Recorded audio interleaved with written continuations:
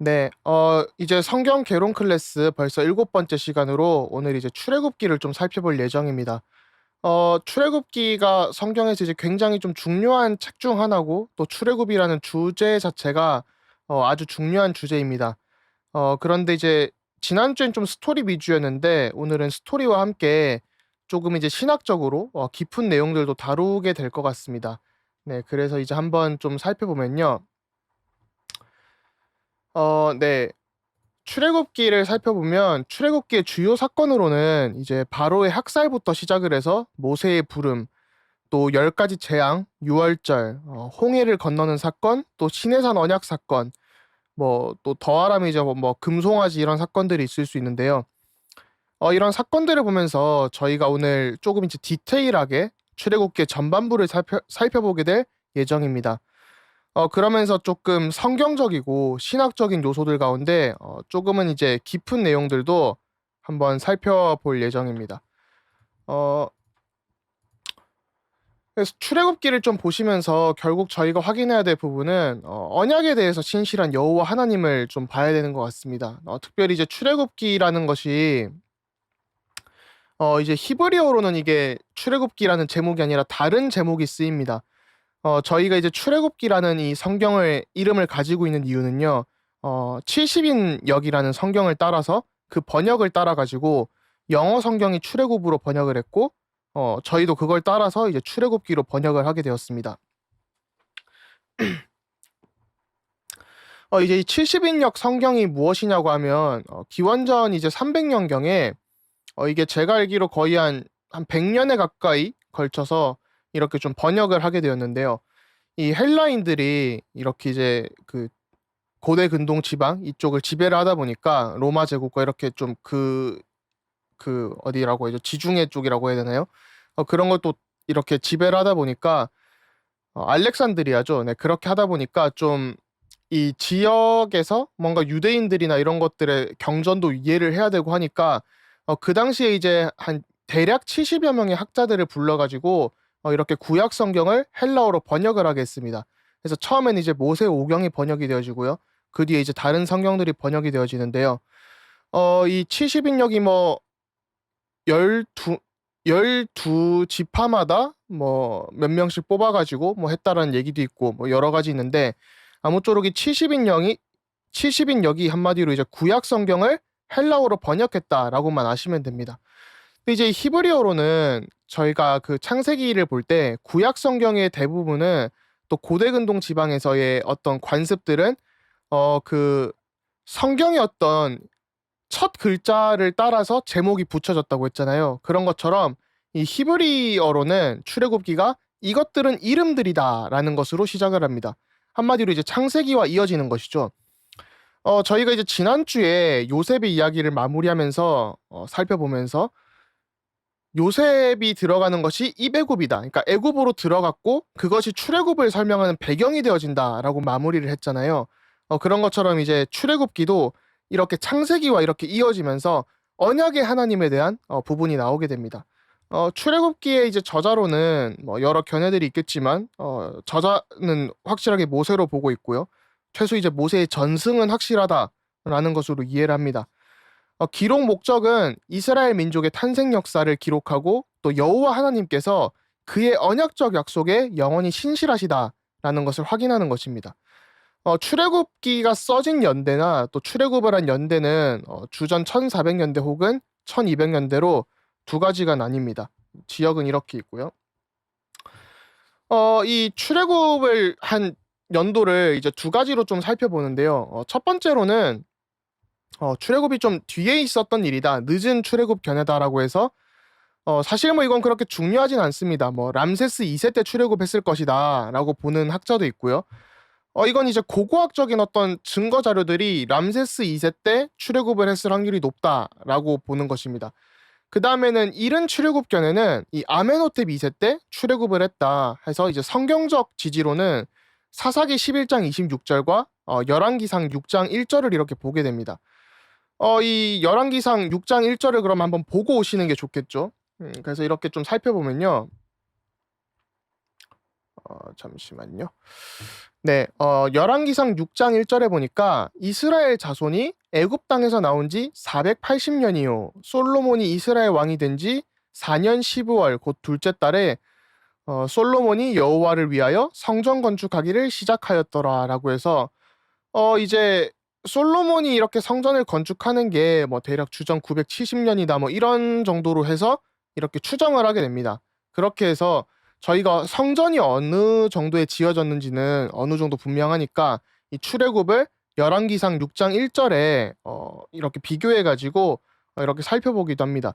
또 사사기 11장 26절도 좀 그런 뒷받침이 되는 것이고요. 그런데 이제 저희가 이 열왕기상 6장 1절을 또 비유적으로 해석한다. 뭐 예를 들면 40년 곱하기 12지파 뭐 이런 식으로 해서 480년 아니겠냐라는 학자들도 있습니다. 또 그렇게 해서 좀 비유적으로 해석할 수도 있다라는 것인데요. 뭐 사실 이건 크게 중요한 내용은 아니기 때문에 출애굽이 언제 했는지는 네, 그냥 출애굽은 이 정도 했겠구나라는 두 가지 견해가 있습니다. 그런데 이제 이 어떤 견해를 취하더라도 뭐 성경을 어떻게 부인하거나 하는 것은 아니다라는 것 정도만 알아두시면 좋을 것 같습니다. 그 다음에 이제 이 출애굽의 경로가 있는데요. 네, 출애굽의 경로가 있는데 이것도 그냥 뭐 전통적으로는 그냥 출애굽은 밑에 쪽으로 이렇게 남방 루트를 타고 이렇게 그 출애굽을 했다라는 게 전통적인 견해입니다. 북쪽으로 갈 수도 있고 그다음에 뭐 남쪽 이 중간으로 갈 수도 있다인데요. 사실 뭐 이렇게 크게 중요한 것은 아니고 거의 이제 남쪽으로 갔다라고 봅니다.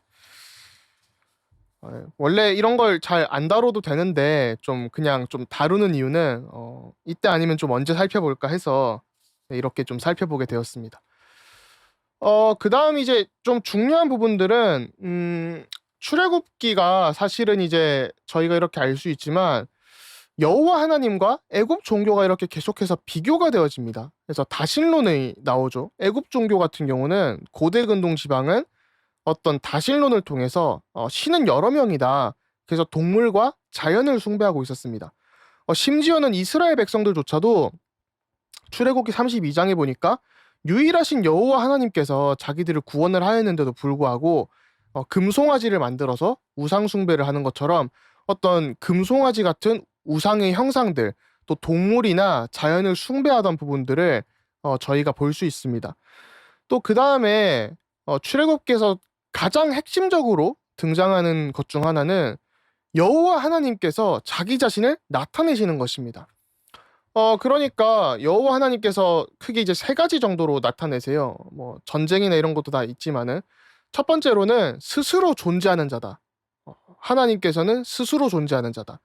그러니까 우리는 어떤 다른 사람들에게 타인에게 의존해야 하고 또 스스로 존재할 수 없고 항상 어떤 관계를 맺고 살아가야 하고 또 부모님으로부터 나오고 이런 것들이 있지만 여호와 하나님께서는 스스로 존재하는 자다라는 것으로 하나님의 어떤 자존성을 이렇게 확립을 하십니다.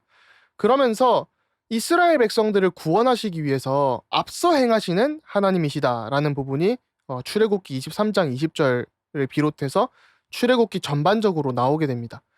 그래서 저희도 이제 몇 년 전에 원단 메시지가 우리를 앞서 행하시고 옆에서 지키시고 뒤에서 보호하시는 하나님의 메시지를 저희가 받았었죠. 그런 것처럼 하나님께서는 우리를 그냥 구원하시는 게 아니라 모든 섭리를 가지고 인도하신다. 그리고 이제 또 하나님께서는 거룩하게 하시는 하나님이다. 이렇게 나옵니다. 그래서 제가 이렇게 성경 구절도 조금 찾아뒀는데요. 하나님께서는 우리를 거룩하게 하시는데 그 거룩이란 것이 저희가 뭐 착하게 살아라, 그 다음에 뭐 술 마시지 마라, 담배 피지 마라 이런 게 아니라 물론 윤리적인 요소들도 있습니다만은 우리가 구별됐다라는 겁니다. 다신론을 섬기던 세상에서 우리는 유일하신 여호와 하나님을 예배드리고 섬기는 언약 백성으로 구별이 되었다라는 것이죠. 그러면서 뭐 제가 참 좋아하는 신약 성경 말씀이지만 우리는 복음에 합당하게 살아야 된다. 그런 것들이 자연스럽게 따라오게 됩니다. 그래서 저희가 이제 다음 주에도 이제 광야 생활과 예배, 율법 이런 걸 볼 때 이 거룩과 구별에 대한 부분이 더욱더 나오게 되는데요. 우리는 예배드리기 위해서 구별되었고 거룩하게 되었다라는 부분들이 계속해서 나오게 됩니다. 그런데 저희가 이 거룩하게 된다는 것은 저희의 힘으로 어떻게 우리가 구원을 얻어야지 거룩하게 살아야지가 아니라 하나님께서 거룩하시기 때문에 우리를 거룩하게 하신다는 것이죠. 우리의 어떤 노력보다는 하나님께서 우리를 이끄시는 것에 전적으로 의지하면 됩니다. 그 다음에 사실 오늘 슬라이드가 좀 많아가지고요. 제가 좀 빨리빨리 진행하려고 하는데요. 출애굽기의 좀 핵심을 아시는 게 중요하겠죠. 저희가 성경을 읽으면서도 물론 모든 성경 말씀이 중요합니다만은 그 중에서는 좀 덜 중요한 구절들도 있잖아요. 뭐 예를 들면 저희가 뭐 출애굽기 3장 18절이라던가 아니면 어떤 유월절 사건이라던가 창세기 3장 15절은 굉장히 중요한 성경 구절이다라고 얘기할 수 있는데 뭐 진짜 뜬금없는 그냥 이름만 얘기하는 구절들도 있어요. 아니면 숫자만 얘기하는 뭐 민수기에 갔는데 뭐 누구 지파는 몇백 명이었다 뭐 이런 것들 그런 것들은 사실 똑같이 동일하게 중요하지 않잖아요. 그렇기 때문에 성경을 보실 때도 조금 핵심되는 부분들을 아시는 게 굉장히 중요하겠죠. 출애굽기의 핵심 장으로는 일단은 유월절 사건이 있습니다. 출애굽기 12장에 유월절 사건이 있고요. 그 다음에 출애굽기 20장에 율법을 주시는 그런 부분들이 있습니다. 십계명이라던가 여러 가지 해당이 되는 것이 있죠. 그 다음에 출애굽기 3장 18절뿐만 아니라 출애굽기 6장도 굉장히 중요한 어떤 핵심입니다. 그리고 출애굽기는 딱 이 제목에서 알 수 있듯이 핵심 단어는 출애굽입니다. 애굽에서 빠져나왔다라는 것이죠. 그래서 출애굽기의 아웃라인으로는 또 이렇게 있고요. 출애굽기의 구조를 한번 좀 살펴보시는 게 중요한데요. 저희가 창세기를 할 때 좀 살펴봤었지만 이 성경에 어떤 문학적 구조가 있다고 말씀드렸잖아요. 이게 성경이 그냥 써진 게 아니라 굉장히 문학적 디테일을 가지고 써졌고 또 성경이라는 것 자체도 어떤 장르를 가지고 있는 문학 작품입니다. 뭐 예를 들면 이제 시편 같은 경우도 그러니까 성경에 뭐 시편도 있고 뭐 잠언서도 있고 역사서도 있고 굉장히 다양한 장르들이 있는 것이죠. 출애굽기는 이렇게 역사를 얘기해주고 있는데 이 출애굽기라는 모세 오경이 가지고 있는 구조를 볼 때 출애굽기는 이런 구조가 있습니다. 뭐 A에는 처음에는 왕적인 능력이 나옵니다. 하나님의 어떤 왕적인 능력과 왕적인 어떤 이 세상을 만드시고 또 세상에 대한 능력을 보여주시죠. 그 다음에는 어떤 이런 그 이스라엘의 불만들이 나옵니다. 출애굽을 했는데 하나님께서 다 준비하셨는데 이스라엘이 불만을 하게 되죠. 그런 다음에 이제 언약이 나오고요. 또 성막이 나오고 그 다음에 다시 돌아와서 어떤 이스라엘이 우상 숭배를 함에도 불구하고 하나님께서 용서하시고 언약이 갱신되어지는 그런 것들을 볼 수 있습니다. 끝으로는 왕적인 영광으로 끝납니다. 한마디로 출애굽기의 어떤 핵심적인 걸 보면 여호와 하나님께서 왕이시고 그 다음에 가장 가운데 있는 이 노른자 같은 부분들은 이 하나님의 언약과 성막 이걸 중심으로 하나님의 왕적인 영광이 나타난다. 능력과 영광이 나타난다는 것을 저희가 확인할 수 있습니다. 그러면 이제 좀 핵심 사건들을 살펴볼 예정인데요. 조금 살펴보시면 첫 번째로는 이스라엘 백성이 분명히 애굽에 들어갈 때는 요셉이 또 요셉의 가족들이 한마디로 야곱의 가족들이 이렇게 쭉 들어가면서 굉장히 애굽을 살리는 자로 들어갔는데 어느 날 요셉을 잊은 바로 왕이 등장을 하더니 파라오가 등장을 하더니 굉장히 이스라엘 백성들을 강압되게 노예의 삶으로 이끌었습니다. 한마디로 우리가 세상에서도 하나님의 모든 왕적인 축복들을 가지고 왕적인 통치 대리자로 살아가야 되는데 세상 가운데 억압되고 눌려있는 삶을 살고 있는 것이죠. 그러면서 이 언약의 대를 끊어야겠다 해가지고 바로가 영아들을 살해하기 시작합니다. 그러니까 바로는 굉장히 악랄한 사람이었던 것이죠. 영아 살해는 사실 역사 속에서도 굉장히 끔찍한 사건입니다. 그러면서 모세의 삶을 보면요. 하나님께서 모세를 부르시는데 애굽에서는 바로의 딸의 아들로서 그러니까 한마디로 공주님의 아들로서 이렇게 지내다가 애굽인을 살해하게 됩니다. 내가 이스라엘 백성이구나 하면서 애굽인을 살해하고 미디안 광야로 도망을 가게 되죠. 이때 이제 모세가 40살이었는데요. 일단 미디안 광야로 도망을 가서 가지고는 목동으로 지내면서 40년 동안 목동으로 지내면서 불타는 떨기나무 가운데 하나님을 마주하게 됩니다. 하나님의 신현을 체험하는 것이죠. 그 다음에 이제 이 언약을 가지고 80세 때 이제 애굽에서 이스라엘 백성의 지도자로서 또 10가지 재앙을 체험을 하고요. 또 이끌어내는 도구라고 볼 수 있겠죠. 하나님께서 사용하시는 도구로서 쓰임을 받고 그 다음에는 출애굽을 하게 됩니다. 이런 모세의 삶이 있습니다. 그 다음에 이 출애굽기의 핵심 단어는 뭐 저희가 희생제사나 피제사 이런 것들도 있는데 또 성경적으로 볼 때는 이 파라오에게 내 백성을 보내라라고 하는 하나님의 어떤 명령을 모세가 대언을 합니다. 그게 총 8번 등장을 하는데요. 이걸 이제 바로 왕이 거절을 하게 되는 것이죠. 저희가 이제 출애굽기 3장 14절부터 18절 이렇게 보면 분명히 이제 희생제사 뭐 혹은 피제사를 드리기 위해서 우리가 이렇게 나가야 되는데요. 내 백성을 보내라라는 것이 그 희생제사를 드리기 위한 목적이 있는 것이죠. 제가 알기로 개역 개정 성경이, 그러니까 개역 한글 성경이 이걸 피제사로 번역을 했다가 개역 개정이 그냥 희생제사 혹은 제사로 번역을 한 걸로 제가 알고 있는데요. 이 히브리어 원문으로 보니까 사실 이제 피제사보다는 그냥 제사라고 합니다. 이 제사라는 게 물론 그 안에는 그리스도의 피 언약과 의미가 다 들어가게 됩니다. 이제 다음 주에 살펴보게 될 텐데요.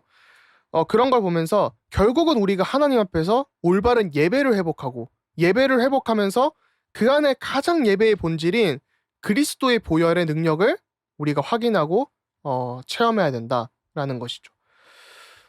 그래서 이제 출애굽기 5장 1절에서 2절을 다 함께 읽어보면요. 한번 읽어보겠습니다. 그 후에 모세와 아론이 바로에게 가서 이르되 이스라엘의 하나님 여호와께서 이렇게 말씀하시기를 내 백성을 보내라. 그러면 그들이 광야에서 내 앞에 절기를 지킬 것이니라 하셨나이다. 바로가 이르되 여호와가 누구기에 내가 그의 목소리를 듣고 이스라엘을 보내겠느냐. 나는 여호와를 알지 못하니 이스라엘을 보내지 아니하리라. 라고 말을 합니다. 하나님을 모른다고 하는 것이죠. 그러니까 이 출애굽기의 핵심은 결국 하나님의 능력을 나타내는 것입니다. 이렇게 저희가 보면요. 구원을 이제 하나님께서 이렇게 보여주시는데 10가지 재앙을 통해서 10가지 혹은 표징, 이적, 또 기적이라고도 하죠. 이렇게 출애굽기 7장 3절에 표현이 되는데요. 이 10가지 재앙을 통해서 하나님의 능력을 보여주십니다. 이 10가지 재앙은 하나님의 능력을 어떤 상징하는 것들이 있어요. 이 당시 이제 농업에 영향을 주고요. 그 다음에 애굽의 신들에 대항해서 하나님의 능력을 나타내십니다. 저희가 아까 그 애굽의 어떤 다신론에 대해서 말씀을 드렸잖아요. 그런데 이제 그 다신론을 무너뜨리시고 유일하신 여호와 하나님의 능력을 보여주는 장면이 바로 10가지 재앙입니다. 이 10가지 재앙에는 또 출애굽을 하면서 등장하는 10가지 재앙에는 2가지 목적이 있습니다. 첫 번째로는 이스라엘 백성이 노예로부터 해방되기 위한 목적으로 하나님께서 재앙을 내리십니다. 한마디로 우리를 구원하시기 위한, 노예로부터 해방하기 위한 목적으로 이 10가지 재앙이 있었던 것이죠. 두 번째로는 하나님의 능력과 언약 백성을 지키신다는 그 신실하심이 드러나는 장면이 바로 이 출애굽기의 구원입니다. 그래서 이건 사실 이제 제가 카톡방에도 이렇게 올려드릴 예정인데 또 좀 자료를 올려놔야겠다라는 생각이 듭니다. 저희 홈페이지에도 이렇게 그냥 좀 살펴보시면 이 3가지가 어떤 좀 순환이 됩니다. 그러니까 이 처음에는 뭐 물이 피가 되고 그 다음에 개구리가 나오고 이가 나오고 이렇게 이런 여러 가지 부분들이 있는데요.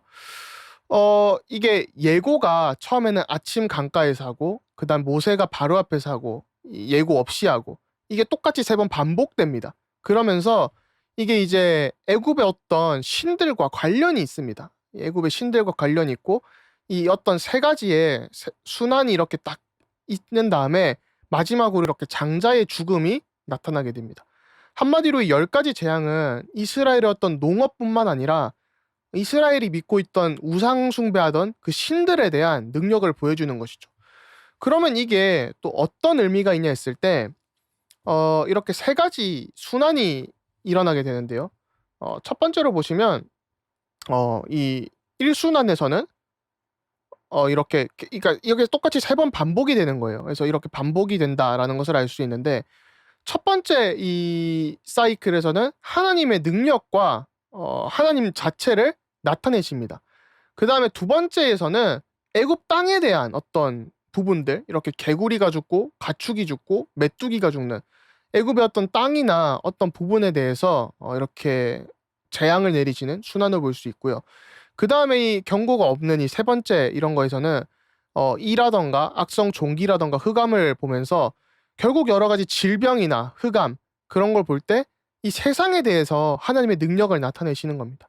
그러니까 하나님은 하나님의 능력을 그냥 나타내시고 애굽 땅에 나타내시고 또 세상에 나타내시면서 마지막으로 이 유월절을 통해서 장자의 죽음을 통해서 오직 한 분 하나님만 계시고 그분이 바로 온 세상의 주님이시다.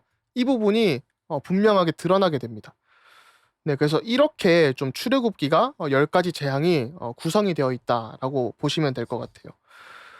그러면서 하나님이 이렇게 나타내신다고 했잖아요. 나타내신다고 했을 때 구원이란 것은 하나님과의 관계를 나타냅니다.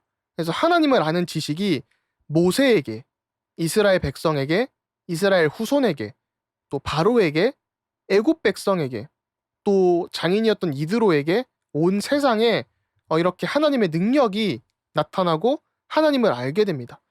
그래서 저희가 아까 출애굽기 그 5장 1절에서 2절에 보니까 바로가 여호와가 누구이기에 내가 그의 말을 들어야 되냐라고 했을 때 하나님께서 능력을 보여주시고 모두가 알게 하심을 통해서 내가 하나님이 살아계시구나 이걸 체험하게 되고 깨닫게 되는 것이죠. 그렇게 해서 우리가 언약 백성만 하나님을 아는 것이 아니라 세상의 이방인들조차 여호와 하나님이 참된 하나님이시구나 이것을 깨닫고 말씀에 순종하도록 여호와 하나님께서 이렇게 치십니다.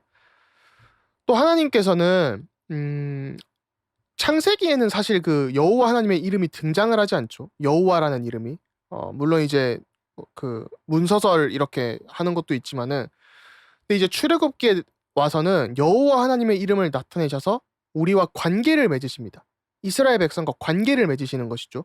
그래서 하나님께서 관계를 맺으실 때 하나님 백성과의 어떤 언약적 관계 그리고 세상의 능력을 나타내시고 심판하시는 관계 이 두 가지 관계가 나타나게 됩니다. 한마디로 세상을 창조하신 하나님이시고 세상을 구속하시고 심판하시는 하나님이시다 라는 부분이 나오는 것이죠. 뭐 이렇게 좀 있다라고 보시면 될 것 같습니다. 그 다음에는요. 출애굽기 핵심 사건으로는 출애굽과 유월절이 있습니다. 이 출애굽과 유월절은 우리가 유월절 어린 양의 피를 바를 때 이렇게 출애굽을 하잖아요. 이 중요성이 있는데요. 첫 번째로 이제 역사적으로 이스라엘 백성의 어떤 영년이 시작되게 됩니다. 그래서 이스라엘 백성들이 이렇게 이제 캘린더 뭐 1월 1일이다 이런 걸 시작하는 것이 이제 이렇게 나오게 되고요. 그 다음에는 교리적으로 또 신학적으로 구속사적인 것을 볼 때 성경적으로 볼 때 그리스도의 죽으심이 이렇게 나타나고 그 안에서 우리가 구원을 받는구나 이것이 나타나게 됩니다. 네, 그 다음에 이렇게 또 살펴보면요. 유월절 사건과 신약에서 연관성이 이렇게 나옵니다. 이 부분은 이제 뭐 스크린샷을 찍으시거나 해서 한번 좀 살펴보시면 좋을 것 같다라는 생각이 듭니다. 뭐 사실 뭐 엄청 특별한 것은 없기 때문에 그냥 이렇게 이런 것들이 있구나 하고 보시면 될 것 같습니다. 그 다음에 이제 여호와 하나님께서 이렇게 구원을 하신 다음에 출애굽을 한 다음에 광야에서 인도를 하시죠. 이제 광야에서 인도를 하시는데 첫 번째로 보면요. 낮에는 구름 기둥으로 밤에는 불 기둥으로 인도하십니다. 저희가 그걸 하나 분명히 알아야 될 것이 이 당시가 이제 사막 기후잖아요. 그러다 보니까 이 낮에는 덥고 밤에는 춥고 저도 이제 사막 기후였던 캘리포니아에 한 4년 이렇게 살았었는데요. 진짜 이 여름에도 겨울에도 낮에는 덥고 밤에는 춥고 이런 게 반복되더라고요. 그래서 감기도 잘 걸리고 하는데 아무쪼록 이렇게 지키시고 인도하셨다라는 걸 볼 수 있습니다. 그러면서 고린도전서 10장 1절에서 5절에도 보니까 하나님께서 어떻게 이스라엘 백성을 섭리로서 인도하셨는지 그 부분이 바울이 이렇게 기록을 하고 있죠. 그 다음에는 이 홍해를 건너가는 부분이 나옵니다. 이 부분이 조금 이제 논란들이 굉장히 많은 부분인데요. 이게 좀 뭐 좀 잘 이해를 하셔야 되는데, 일단 저는 자유주의 신학자는 절대 아닙니다. 흔히 이제 자유주의 신학에서 이 홍해를 갈대바다로 이해하거든요. 갈대바다를 건넜다. 그러니까 실제 바다를 건넌 게 아니라 그 사람들은 그냥 갈대바다를 건넌 것이다라고 얘기를 합니다. 주장을 합니다. 근데 저희가 그런 주장들을 그냥 흘려들을 것이 아니라 조금 생각을 해봐야 되는 부분이요. 저희가 성경을 부인하는 것은 아닌데 성경을 잘 읽어야 되겠죠. 그래서 뭐 무조건 뭐 우리 게 맞다라고 주장을 할 게 아니라 뭐 틀린 걸 맞다라고 저희가 주장을 해서는 안 되잖아요. 그래서 그걸 잘 봐야 되는데요. 이 홍해라는 단어가 이 출애굽기 15장이죠 아마 이렇게 쓰일 때 14장인가 15장 이렇게 쓰일 때 히브리어로 갈대바다라는 단어가 쓰입니다. 히브리어로 얌수프라는 단어인데요. 이게 이제 번역을 하면 갈대바다로 번역이 돼요. 직역을 하면. 근데 이제 저희가 정확한 위치는 알 수 없지만 사실은 그 당시에 이해를 할 때 그 갈대바다라는 것이 홍해를 포함하는 넓은 지역을 포함해서 갈대바다 지역이다라고 불렀다라고 보통 신학자들이 이해를 합니다. 분명한 것은 이스라엘 백성들이 건너가기에는 굉장히 깊은 바다였다. 뭐 갈대바다라도 굉장히 깊은 바다였다라는 것이고요. 또 분명한 것은 성경이 기록할 때 이스라엘 백성들은 건넜는데 또 그 애굽의 군사들은 이렇게 수장되었다는 것을 볼 수 있고, 또 어떤 이런 의미를 볼 때 하나님께서 보호하시고 인도하시는데 그것이 우리의 어떤 구원과 연관이 깊다라는 것이죠. 고린도전서 10장 2절을 그래서 또 봐야 되는데요. 우리가 어떤 이 구원을 받았다는 것은 또 이 홍해를 건넌다는 것은 세례를 얘기를 하기도 합니다. 그래서 이 재창조와 세례 이런 것들이 포함이 되는데요.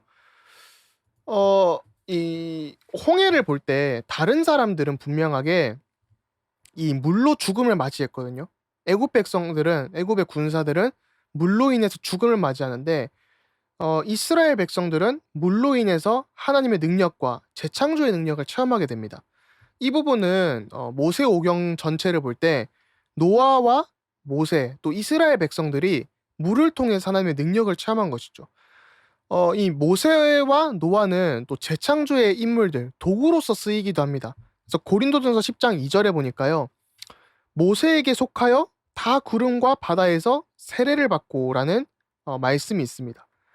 한마디로 이 홍해를 건넜다는 것은 실제로 이스라엘 백성들이 홍해를 건너기도 하였지만 뭐 갈대바다가 됐던 홍해를 포함하는 넓은 지역의 갈대바다가 됐건 홍해를 건너면서 하나님께서 보호하시고 인도하시고 또 우리를 정말이 물로 재창조하시고 우리를 언약 백성으로 구원을 하셨구나. 이 부분이 분명하게 나오는 것입니다. 그래서 하나님은 자기 자신의 목적을 위해서 새로운 백성들을 창조하시는 것이죠. 그래서 예전에 애굽에서 살던 우리의 관습들은 하나님께서 구원을 하실 때 그것들이 죽었고 우리는 이제 여호와 하나님 앞에서 여호와 하나님 안에서 살아가는 것이다 라는 것이 이렇게 나타나게 됩니다. 그래서 이 성경을 읽으실 때 그냥 이런 사건들을 문자적으로만 보는 것이 아니라 성경 전체를 이렇게 유기적으로 보실 때요. 정말 이 그리스도의 언약 중심으로 우리가 구원을 받고 또 구원을 체험하고 하나님의 섭리가 이렇게 나타나는구나. 이런 것들을 저희가 분명하게 알 수 있습니다. 또 이 출애굽기를 이렇게 쭉 보면 하나님께서 우리를 광야에서 인도를 하시는 것을 볼 수 있습니다. 그래서 섭리를 통해서 인도하시는데요. 광야길을 가는데 이제 먹을 것도 없고 굉장히 고되겠죠. 그렇기 때문에 만나와 메추라기를 통해서 우리를 채우시고, 또 쓴물이 단물로 변화가 되어지고 반석에서 물이 나오게 되는 그런 사건들을 체험하게 됩니다. 이런 기적과도 같은 일이 사실 하나님의 섭리로 이렇게 이끌어지는데요. 이 만나라는 뜻은 히브리어로 이것은 무엇이냐라는 뜻입니다. 하면서 하나님께서 섭리하시는 것이 굉장히 신비롭고 기묘하고, 그러면서 여호와 하나님은 우리를 공급하시는 공급자 하나님이시다라는 것이 분명하게 나오게 됩니다. 또 광야에서 홍해를 건너자마자 이스라엘 백성들에게 끔찍한 전투가 하나 벌어집니다. 바로 이 아말렉과의 전투인데요. 아말렉은 성경 밖에서는 사실 크게 기록되지 않는 이런 민족인데 이스라엘의 대적 중의 하나입니다. 성경에서 보면 이 아말렉이 창세기 36장 12절을 볼 때 에서의 후손이구나라는 것을 알 수 있습니다. 그러면서 이스라엘 백성들이 이 출애굽을 하고 이렇게 홍해를 건너고 광야 생활을 하는데 이스라엘 백성이 피곤할 때에 뒤에서 진짜 이 체력이 딸리니까 이 뒤에서 피곤하고 이 떨어진 약한 자들을 공격했다라고 얘기가 되어 있습니다. 그래서 신명기 25장을 보시면 이스라엘 백성들이 피곤할 때에 뒤에 떨어진 약한 자들을 공격하기도 하였고, 또 하나님을 두려워하지 않았기 때문에 이런 일들을 했다라는 것이죠. 한마디로 아말렉 백성들은 에서의 후손으로 원래는 이스라엘 백성들과 한 뿌리인데 여호와 하나님을 두려워하지 않고 같은 민족을 공격하는 그런 악랄한 짓들을 했다. 그렇기 때문에 이스라엘의 대적 중의 하나입니다. 이런 아말렉과의 전투에서 모세가 이제 팔을 들 때 여호와 하나님께서 전쟁은 여호와께 속한 것이다라는 것을 보여주시는, 하나님의 구원의 능력을 보여주셔서 하나님의 언약 백성을 지키시고 보호하시고 인도하시는 것이 나타나게 됩니다. 그래서 오늘 이제 출애굽기를 굉장히 좀 빠르게 또 그러면서도 깊게 이렇게 살펴봤는데요. 결국 한마디로 좀 요약을 하면 언약과 언약 백성에 대해서 신실하신 여호와 하나님이다라는 것을 저희가 확인할 수 있습니다. 그래서 온 세상 가운데 하나님의 능력을 나타내시는구나. 그래서 우리를 세상 가운데 그냥 노예로 두시지 않고 아무리 어떤 고난과 핍박이 있을지라도 하나님께서 그 언약 백성에 대해서 언약을 이루시는 것에 신실한 하나님이시구나. 또 온 세상에 여호와 하나님의 능력을 나타내시고 그래서 출애굽 상황에서도 이렇게 해방을 하시는구나 라는 것을 볼 수 있습니다. 또 이 출애굽이라는 것은 저희가 볼 때 이 어떤 노예와 억압된 상황에서의 해방이잖아요. 우리를 종되었던 땅 애굽에서 해방하신 여호와 하나님을 능력을 보는 것인데 이게 성경에서 굉장히 중요한 주제입니다. 그래서 우리가 흑암 세력 가운데 사단의 노예와 종으로 살아갈 수밖에 없었는데 그 상황 가운데 우리를 구원하시고 또 우리가 고난 당하는 것 같으나 지키시고 보호하시고 인도하시는 이는 여호와 하나님이시구나. 이것을 저희가 볼 수 있는 것이죠. 그래서 이 묵상해 볼 좀 성경 구절이요. 출애굽기 6장을 한번 좀 이번 주에 묵상해 보시면 어떨까라는 생각을 하게 됩니다. 또 이제 다음 주에는 이제 광야 생활과 예배에 대해서도 좀 살펴보게 될 텐데요. 저희가 이렇게 출애굽기를 읽으면서도 이 성경을 이렇게 사실 읽으려는 게 저희 클래스의 목적이잖아요. 그래서 나에게 주신 말씀과 나에게 주신 하나님의 말씀과 또 우리를 통해서 성취하실 하나님의 언약은 무엇인가? 이 부분을 한번 살펴보셨으면 합니다. 그래서 나에게 주신 하나님의 말씀을 분명히 하나님께서는 성취해 가시는데 또 우리를 통해서 하나님은 분명히 언약을 성취해 가시는데 이 부분을 저희가 확인을 해야 되는 것 같습니다. 그래서 이스라엘 백성들이 고난을 받을 때 아브라함의 하나님, 이삭의 하나님, 야곱의 하나님, 요셉의 하나님이 나타나셔서 구원을 하신 것처럼 하나님은 그 언약 백성들을, 하나님의 자녀 백성들을 결코 혼자 내버려 두지 아니하시고 고난 가운데 종된 상황 가운데 내버려 두지 아니하시고 분명히 언약으로 신실하게 인도하시고 그 언약을 성취하신다. 네, 이것을 알 수 있습니다. 그래서 오늘 조금 디테일한 부분들은 사실 그냥 뭐 사진으로 이렇게 이해하시기에도 충분하다고 생각이 됩니다. 그래서 그걸 제가 또 따로 뭐 정리해서 올려두도록 하겠습니다. 링크도 잘 활용해 주시고요. 네, 그러면 다음 주에 뵙도록 하겠습니다. 네, 감사합니다.